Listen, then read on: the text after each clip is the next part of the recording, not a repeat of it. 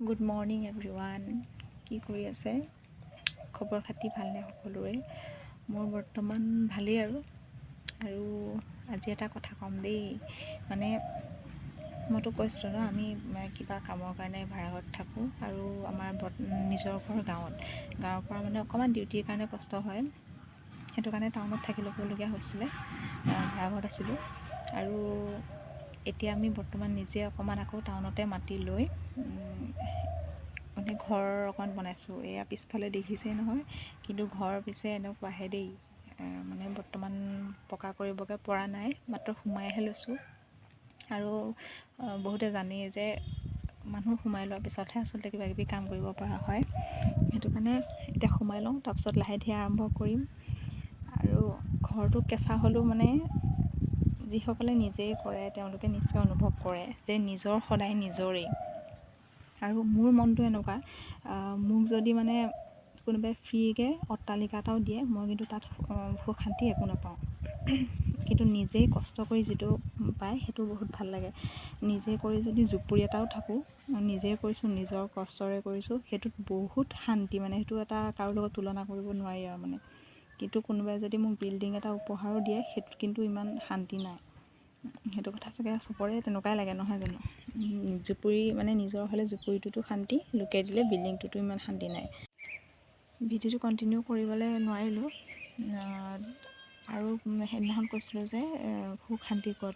এতিয়া চাবচোন, ডাঙৰ হোৱাৰ পিছত বা সৰুতে ইমান অনুভৱ নকৰে, অলপ ডাঙৰ হোৱা বুজা হোৱাৰ পিছত মা দেউতাক পইচাটো খুজি ধৰক 500 টকাই পালে, কিন্তু আপুনি নিজেই কিবা এটা সৰু সুৰা কৰি চাবচোন, তাত যদি 100 টকাও পায় বহুত শান্তি লাগে। আৰু এই যে বছৰকৰ বিহুটোৱে ধৰক আহে, সেই একমাহ বিহু মাৰি পেলাই গোটেই বছৰটো চলাটো সম্ভৱ জানো? সম্ভৱ নহয়। তথাপিতো মানে সেই কেইটকা পাবলৈকে হয় পইচাটো, নহয় খানাটো, তাতেই কিমান মানে সুখ পোৱা যায় নহয়নে? সেইটোতো ইনকাম বুলিকে কথা নহয়। গতিকে ভাল লগাটো এটা বেলেগ বস্তু। এতিয়া সেই ঘৰটোৰ ক্ষেত্ৰতো সেই তেনেকুৱা, আনে কৰি দিয়াতকৈ নিজৰ কষ্টৰে যদি কৰে নহয়, আনৰ সহায় নোহোৱাকৈ, তেতিয়া সেই কেঁচা ঘৰটোতে বহুত বেছি সুখ পোৱা যায়। আৰু মই কিন্তু লাজ নকৰোঁ দেই, কেঁচা ঘৰ যদিও দেখুৱাইছোঁ। বহুতে এতিয়া ক'ব কেঁচা ঘৰটো দেখুৱাব লাগেনে, বহুতে ক'ব কেঁচা ঘৰটো চা সেইটোকে দেখুৱাইছে, বা কিছুমানে ঠাট্টা মাৰিব, কিন্তু মই লাজ নকৰোঁ। যিয়ে হাঁহে মোৰ একো নাযায় ন, আৰু হাঁহিলে বা হিংসা কৰিলে ভাল বুলি কয়। আৰু যিসকলে নিজৰ কষ্টৰে সৰুৰ পৰা ডাঙৰ হৈছে তেওঁলোকে আনক কেতিয়াও নাহাঁহে, কাৰণ তেওঁলোকে কষ্টৰ মূল্যটো বুজি পায়। যিসকলে হাঁহে গম পাব তেওঁলোক কিন্তু আমাক হঁহাতকৈও তলৰ খাপৰ। গতিকে যাৰ নাথাকে সি কিন্তু আনক বেছিকৈ হাঁহে, আৰু যাৰ হয় গম পাইছে যে তেওঁ কষ্ট কৰি হৈছে, গতিকে তেওঁলোকে আনক কেতিয়াও নাহাঁহে, ছাপোৰ্টহে কৰিব। গতিকে মই লাজ নকৰোঁ।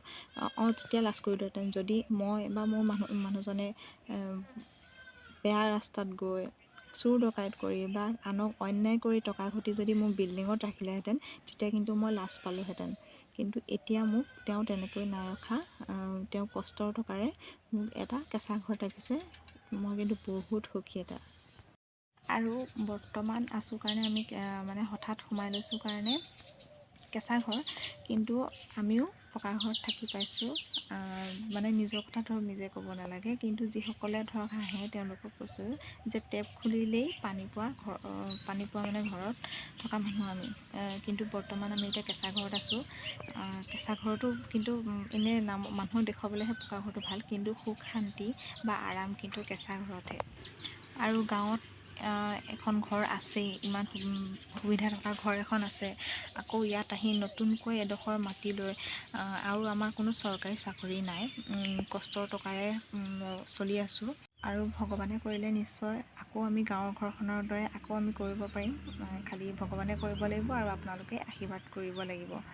আৰু জনাসকলে জানেই যে এডোখৰ মাটি লৈ ঘৰ এটা বনাই হঠাতে ইমানখিনি আগবঢ়াই নিয়াটো অসম্ভৱ।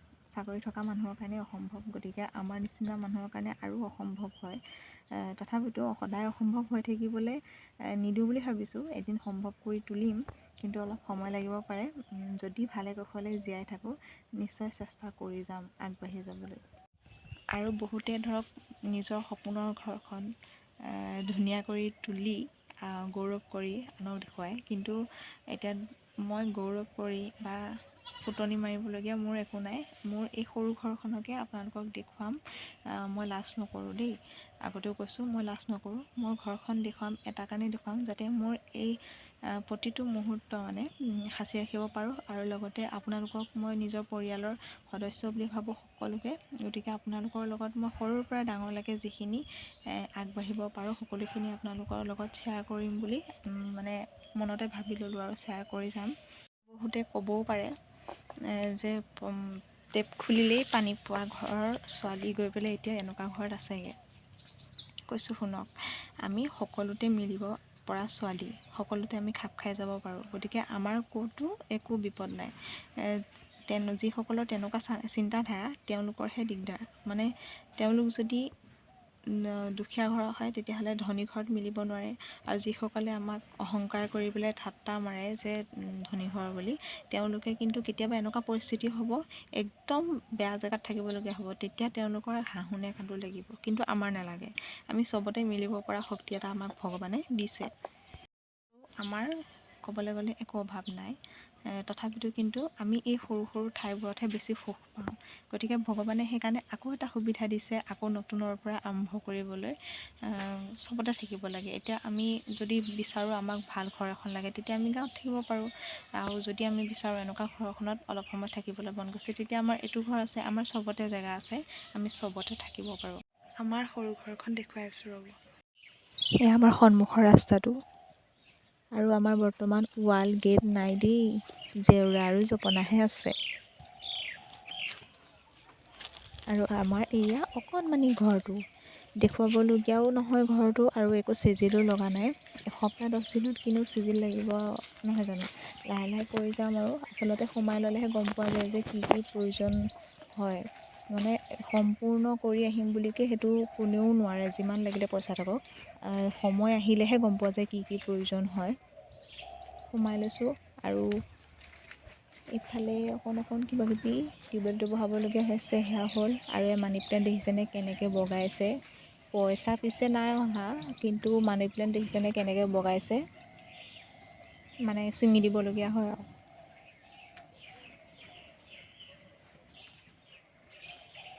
এয়া বগাইছে। আৰু পুলিবোৰ অলপ ৰ'দত উলিয়াই দিছিলোঁ। এতিয়া ৰ'দ কমিলে এতিয়া লাহে লাহে আকৌ সজাব লাগিব আৰু। এইবোৰ মেটেকা এয়াই আৰু দেখুৱাবলগীয়া নাই। সহজে হোৱা কিছুমান পুলি লগাই দিছোঁ।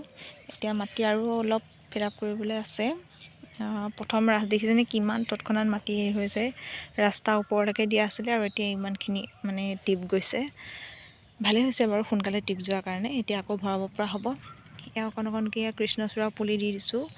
বৰ্তমান ভিতৰৰ ফালে আছে, পিছত বাহিৰ ফালে দি দিব লাগিব। এতিয়া ছাগলীৰ কাৰণে এইফালে দি থৈ দিছোঁ আৰু। জানেই নহয় গাঁৱৰ পৰিৱেশ, ছাগলীৰ কাৰণে যি টি বস্তু দিব নোৱাৰি। সোনকালে হোৱা বুলি দি দিছোঁ। আৰু এইফালে আছে এইবোৰ জবা ফুলৰ ডাল, নিম গছ, তিতা গছ বোলে বাউণ্ডেৰীত থাকিব লাগে, বেমাৰ আজাৰৰ কাৰণে ভাল, বসন্ত দেখাও নিদিয়ে বোলে, আৰু সোনকালে ডাঙৰ হয়। গতিকে এতিয়াতো সোনকালে ডাঙৰ হোৱা গছ লগাব লাগিব। কিছুমান পুলি আছে এতিয়া লগাব পৰা অৱস্থাত নাই, সেইকাৰণে লগোৱা নাই। মাটি কঁঠাল, জবা ফুল, অমিতা, কলগছ এইবোৰ সৰু সৰুকৈ দি থৈছোঁ আৰু। কি জানেনে, মই প্ৰকৃতি ভাল পাওঁ, প্ৰকৃতি প্ৰেমী। কিমানখিনি প্ৰকৃতিক দিব পাৰিছোঁ নাজানো, কিন্তু মই বহুত বেছি তেওঁলোকক মৰম কৰোঁ, মৰম কৰিবলৈ চেষ্টা কৰোঁ। আৰু তেওঁলোকে হয়তো একো দিব পৰা নাই যদিও মোৰ অন্তৰখনৰ কাৰণেই চাগে তেওঁলোক সুখী হ'ব পাৰে। মোৰ ঘৰ কেঁচা, কিন্তু মোৰ ইয়াত মানে জীৱ জন্তু ভৰি আছে। মই বেলেগকৈ আকৌ মোৰ নিজৰ ঘৰত পুহিব দৰকাৰ নাই। চবৰে হাঁহ, কুকুৰা, পাৰ সকলোৰে মানে ঘৰৰ গৃহস্থই খাবলৈ দিয়ে, কিন্তু তাত নাখায়। মোৰ ইয়াত খাবলৈ নাপায় যদিও মানে ইয়াতে থাকেহি। হয়তো ইয়াত তেওঁ শান্তি পায়, আৰু মানে একদম শান্তিৰ জেগা বুলি ভাবে চাগে, ইয়াত থাকিলে মানে মই নিৰাপদে থাকিব পাৰিম বুলি। এতিয়া চাব দেই, এইখিনিতে ধৰিব পাৰিছে নাই পৰা নাজানো। হ'ব দেই, এইটো দেখিছিলে, এইখিনিতে এটা কপৌ চৰাই ৰৈ আছে। একো খোৱাও নাই, খোৱাও নাই, এনেই ৰৈ আছে। প্ৰায় মানে তেনেকৈ ইয়াত থাকেহি। পোহনীয়াই এনেকৈ মানে বাহিৰা চৰাই চিৰিকটিও আহি পেলাই ইয়াতেই থাকেহি সদায়। কিন্তু এতিয়া খাবলৈ নিদিওঁ মানে কি, কিছুমানে ভাবিব খুৱাই ঘৰ লগাইছে বুলি, সেইকাৰণে নিদিওঁ। কিন্তু কেতিয়াবা বহুত বেছি বেয়া লাগে যে তেতিয়া মাজে মাজে দিওঁ আৰু। কিন্তু প্ৰথম যেতিয়া আমি ঘৰ লৈছোঁহি ইয়াত তাৰ পিছদিনাখনৰ পৰা এনেকৈ চব আছেহি মানে কিন্তু বেয়া লাগে ন সেইটো কাৰণে প্ৰথম কেইদিন দিয়া নাই যদিও পিছত মাজে মাজে মই দিওঁ সেইটো আচলতে ঘৰ লগোৱা বুলি নহয় যদি তেওঁলোকে থাকি বেয়া পায় যিমান খাবলৈ দিলেও নাথাকে আৰু চাবচোন পোহনীয়া জীৱ জন্তু অচিনাকি মানুহ এটা দেখাৰ লগে লগে মানে ভয় কৰে কিন্তু সিহঁতি মানে ভয় নকৰে ইয়াতে থাকে মই মানে গৃহস্থ কেতিয়াবা যদি মাতে খাবলৈ কৰিবলৈ কিবা তেতিয়া মই খেদিলেও মানে নাযায় সিহঁতি ওলাবলৈ মানে একদম ৰাস্তাই নেদেখে নোলায়ে নেদেখে যেন এনেকৈ মানে থাকে যাবলৈ মানে ইচ্ছা নকৰে যদিও খাবলৈ নাপায় যাবলৈ ইচ্ছা নকৰে ইয়াতে থাকেহি সেইবোৰতে মই মানে সুখ পাওঁ আৰু বেলেগ একো সুখ নালাগে আজিকালিতো মানুহক সন্তুষ্ট কৰিব নোৱাৰি নহয় জানো আজিকালি জীৱ জন্তুক মানে মৰম কৰিবলৈহে সহজ আৰু মই সৰুৰ পৰাই এইবোৰ ভাল পাওঁ গছ গছনি চৰাই চিৰিকটি এইবোৰ মই ভাল পাওঁ আৰু এতিয়া এটা কপৌ চৰাই দেখিছে কিন্তু অলপ সময় পিছত দেখিব ৰ'ব একদম মানে কেইবাটাও আহে আৰু বোলে ইমান দিন দেখি পেলাইহে জীৱ জন্তুৱে লগ লৈছে সেইটো নহয় আমি ঘৰ লোৱাৰ পিছদিনাৰ পৰাই হাঁহ কুকুৰা আনকি মেকুৰীটো মই অলপ কিন্তু বেয়া পাওঁ দেই গোটেই জীৱ জন্তুখিনিৰ ভিতৰত মই মেকুৰীটো অকণমান বেয়া পাওঁ অন্য কাৰণ একো নাই এই মানে খোৱা বস্তুত যে মুখ দি দিয়া স্বভাৱটো আছে সেইটো কাৰণে অকণমান বেয়া পাওঁ কিন্তু ধৰক কুকুৰটোৱে ঘপককৈ সেইটো কাম নকৰে সেইটো কাৰণে মেকুৰীটো অকণমান বেয়া পাওঁ তথাপিতো বোলে বেয়া পাই কিবা অপকাৰ কৰিম সেইটোও নহয় খালি অলপ মই মানে বেয়া পাওঁ আৰু সেই স্বভাৱটোৰ কাৰণে কিন্তু মেকুৰীজনীকো মানে খেদিলেও নাযায় মানে এছাৰি লৈ দেখাওঁ খাবলৈও নিদিওঁ তথাপিতো নাযায় একদম লাষ্ট উপায় আছিলে পানী দিয়া মই পানীও ছটিয়াওঁ তথাপিতো মানে নাযায় আৰু ইয়াক মানে অকণমান কিবা এটা মৰম লাগিছে আন মেকুৰীতকৈ বেলেগ ই পটককৈ মুখখন দি নিদিয়ে মানে মাইকী মেকুৰী দেই ই নহয় তাই আৰু এটা আচৰিত হওঁ যিমানে খেদিলেও নাযায় একদম পোহনীয়া মেকুৰী গতে আৰু বগা মেকুৰী মই দেখুৱাম বাৰু পিছত ৰ'ব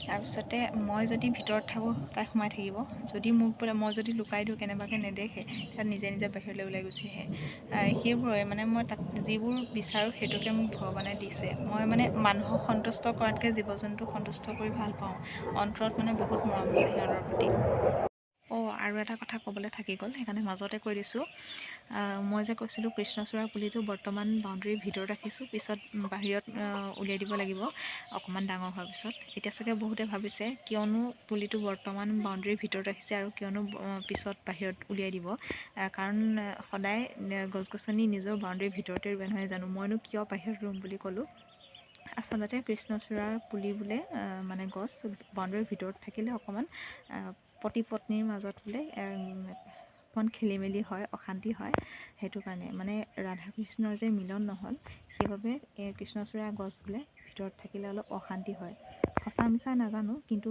শুনাৰ পিছত মানে যদি নামানো মনটো খেলি মেলি লাগি থাকে গতিকে খেলি মেলি লগাতকৈ মনাই ভাল নহয় জানো আৰু বহুত বেছি নিয়ম ভালকৈ নাজানো কিন্তু যিটো শুনো নেপায় বুলি কোৱাটো মানে নকৰিবলৈ চেষ্টা কৰোঁ কিয় বুলি সোধাতকৈ প্ৰশ্ন কৰাতকৈ নেপায় নকৰোঁ আৰু কিন্তু কিছুমান কথা বাৰু জানিবলৈ চেষ্টা কৰোঁ কিন্তু সকলো মানে নোৱাৰিলেও নেজানিলেও কিন্তু নেপায়তো নকৰোঁ আৰু পায়তো কৰিব লাগে ৰাধা কৃষ্ণৰ ফটো বা মূৰ্তিও বুলি তেনেকৈ ৰাখিব নালাগে মানে তেওঁলোকৰ মিলন নহ'ল যে তেওঁলোকৰতো এটা মনত আঘাত আছে নহয় জানো সেইটো কাৰণে তাত ভিতৰত ৰাখিব নাপায় বোলে সেইটোৱে আৰু মানে তেওঁলোকৰ মাজত প্ৰেম বহুত আছিল কিন্তু মিলনটো নহ'ল আৰু কিয় নহ'ল কোনে জানে কমেণ্ট কৰি জনাব দেই মই অলপ জানো বাৰু পিছত মই কৈ দিম কিন্তু প্ৰথমতে আপোনালোকে কৈ লওকচোন ময়ো ক'ম সঁচা নে মিছা তেতিয়া আমি আলোচনা কৰিম আৰু নহয় জানো